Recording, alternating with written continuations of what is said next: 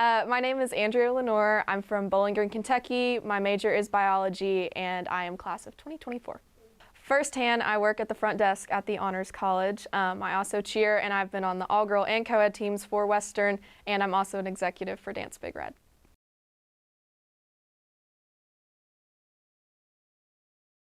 I mean, obviously, anytime you get to represent Western, it's an honor. I feel like it's a little bit different for me since I did grow up on campus and I got to see this happening, and that's kind of the reason I decided to cheer. It's the reason I kind of decided to go to Western. I would say, obviously, there was more people at Nationals this year than there has been in the past, so it was special last year to be able to do it for my first time, but this year was really kind of the first full experience I've gotten at Nationals. And part of it's just really thrilling. I'm surrounded by people, you know, a lot of people don't know anything about competitive cheerleading. They don't know anything about Western cheerleading. So it's exciting, and it really gets your adrenaline pumping to be around other people that know what's good and what's not, and they know what it looks like to be a winner. And it just means a lot more to be surrounded in that environment and trying to perform than just being at a game and doing it.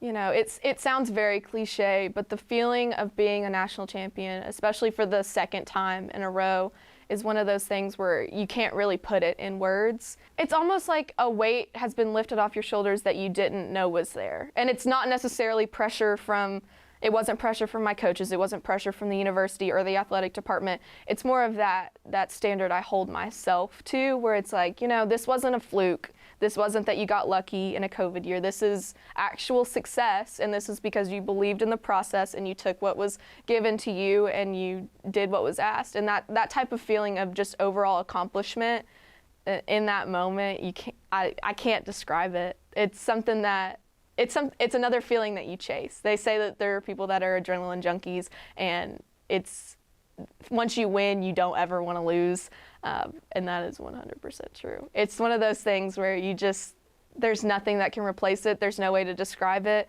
and it's something I'll never forget, but I don't know how to explain it.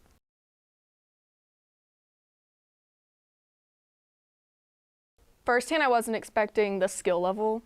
Western has, you know, they've had their trials with cheerleading in the past, and when Allie became the coach, I don't think anybody expected us to rise to the level that we're at now, especially between the past 2 years, especially with all girl, you see it a lot. Their skill level just dramatically increased this year, which was a big step, especially coming from somebody who didn't go to one of these high schools that wins nationals, and I didn't win any type of title in cheerleading until I got to college. That's something I was not expecting. Another thing I did not expect is the life lessons and applications I would have from cheerleading to be able to put into school. One of the main things that Allie has brought with her since she cheered at UK and coaching with Team USA and everything is kind of the idea of absolute responsibility.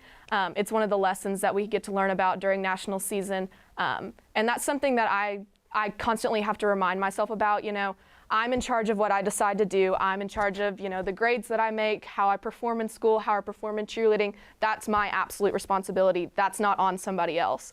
And, you know, you learn those things when you do sports, and you learn those things from coaches, but you don't really expect to be able to apply them the way you do. So that's something that I had never had before until I came here.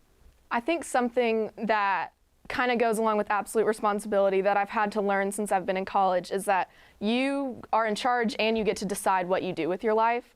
I had the plan when I came in of what I thought I wanted to do, and it takes a lot of courage for somebody to decide that's not what they want to do with their life, and I don't know if I would have been able to do that if I didn't have people around me, not just in cheer, but in the Honors College and my professors and the people that I'm surrounded with, to be able to take that step and say, you know what, I may not know exactly what I want to do, but I know that I'm aware of this and that I need to figure it out, and I have the resources to do it, and there's no better time than now.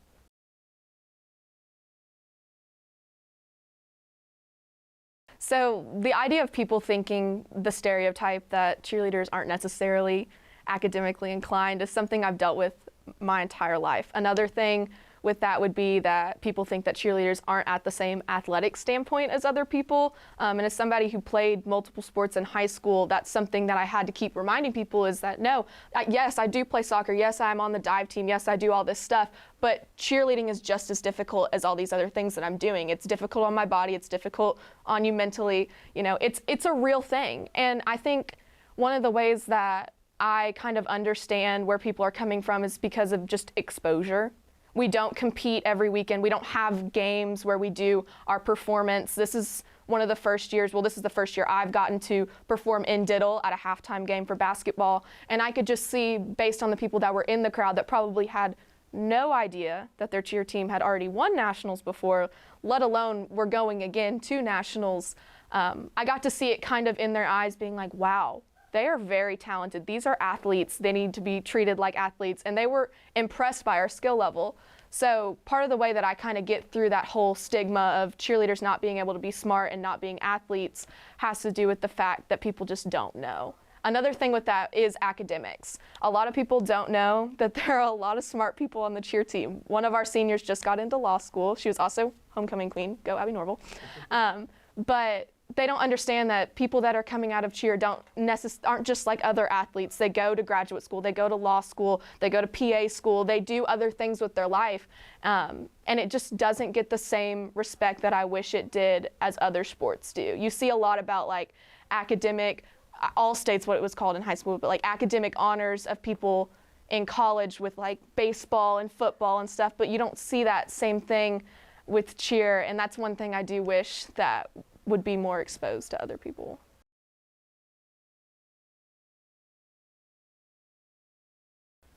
I would think, even coming from someone who's from Bowling Green and knows Western's campus, I think one of the major things you get from the Mahuron Honors College is that home away from home aspect. There's always stuff going on in the building. There's always opportunities to meet people. There's an honors dorm. There's access to your own advisors. There's access to other people to help you with whatever question you need. They're willing to help you, and they're willing to make your college experience the best that it can be for you. Whatever you want to do, whatever you feel is something that you want to accomplish or something that you need, they will make sure that you get it. And that's something that, you know, I love the Ogden College. I love being a part of that, and I've been blessed that like my dad works in the Ogden College, so I've kind of gotten that whole thing with having someone help me through that. But I've just seen in the people that I've met that they really do rely on the people that they have in the Honors College, especially advisors, to help them make decisions that are best for them, not necessarily just cookie cutter curriculum to get you through in 4 years. I don't know. I love the Honors College. I love working here. Working here is one of the main reasons that I'm able to do everything I do. It sounds kind of weird that it would be that way. Adding something else to my schedule would help with what I'm doing now. But there's a sense of support and family in the Honors College that, you know, out of everything you get what you put in. So me being able to be here 3 days a week and being able to work at the front desk, I've gotten to know people, and they've really been good guidance in my life, especially trying to figure out what I want to do with college. And they're also interested in what I'm doing. It's not like I'm just here getting paid and working and filing their papers. They're interested in what I'm doing. They understand that I have these athletic obligations that I have to do. They understand that school is hard and that it's a lot for me to do at one time, but I've never felt anything but support from the Honors College, especially from working here.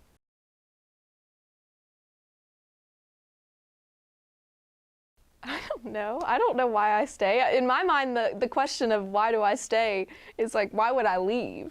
You know, I've never had a bad experience. I've never had an opportunity taken away from me. I've only had good things happen to me since I've been in the cheer program and in the MHC and working here. I've never had anything to where I would think, you know, maybe this isn't worth it. Maybe the work's not worth it. Maybe this is something that I don't want to do and it's something I don't want to continue. I've never had that feeling. In my mind, it's why would anybody leave? I don't know why anybody would leave.